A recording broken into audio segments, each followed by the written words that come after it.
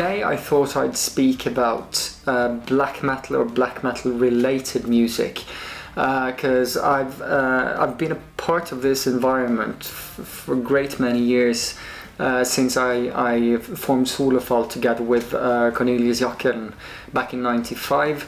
Playing drums with Carpathian Forest in '98 on Black Shining Leather, and joining Borknagar in '99, a band of which I'm still a part.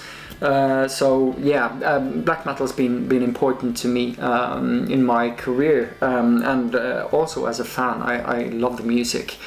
I thought I'd start with maybe what I find the most important black metal album for me, at least, of all time. It's an EP, and it's the original Emperor self-titled EP from '93. It was recorded in '92 and released in '93. I love this so much. I bought this from Terje when he had just taken on bass duties in Emperor after Halvar quit in '93, I guess, as they were recording in the Nightside Eclipse. And when I got this, I'd never heard it before. I'd never heard the band before. So I just remember the first time I put this on, and I started Song 1, Side A, I Am the Black Wizards, and yeah, music has never been the same since. Amazing impact this album had on me. It's nice to have an original from back in the day too. So yeah, I cherish this one. I'm always on the search for new music. I always look for different music, for artists that are pushing the envelope of what, different kinds of music is supposed to sound like. And one of the bands that I discovered early in their career, when they still basically were a SoundCloud band and released stuff more or less themselves, was Zealand Ardor.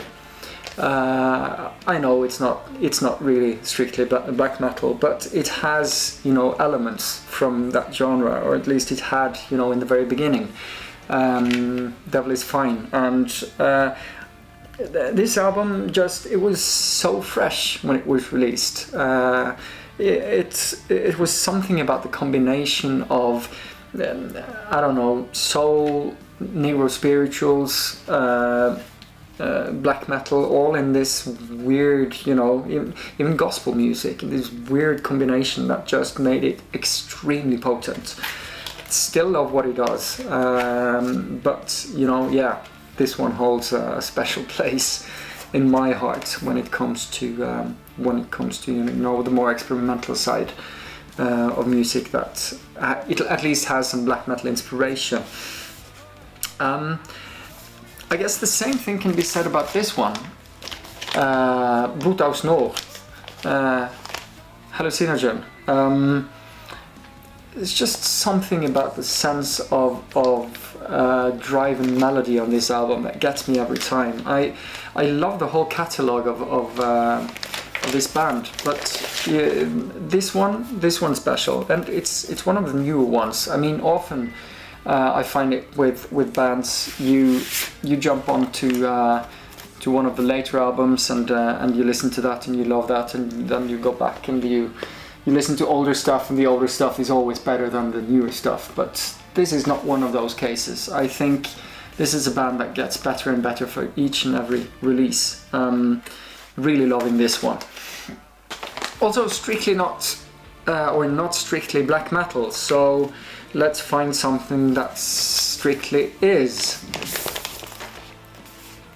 Funeral Mist. I mean, you gotta love Funeral Mist. There's just something about the tenacity of Funeral Mist that just gets me every time. I have everything that they have ever done on vinyl. I love it so much. I mean, just to be able to come home after a shitty day, put on this, and just letting the music take care of the catharsis, getting all the shit out of your system. I love that. also love him as a vocalist in Marduk, don't get me wrong, but I think this is better. The last one I thought I'd show you that's also a big inspiration to me is black metal related music that really shuns away from everything having with technique and production. Finnish band called Ride for Revenge. Really slow, really gritty, really dirty and ugly. Really love this as well. This is one of the sides of black metal related music that I come back to. You know, one of the things that sort of kicked me in the teeth the first time I heard Darkthrone after they went from death metal to black metal was that, you know, grittiness, the fact that it sounded so ugly.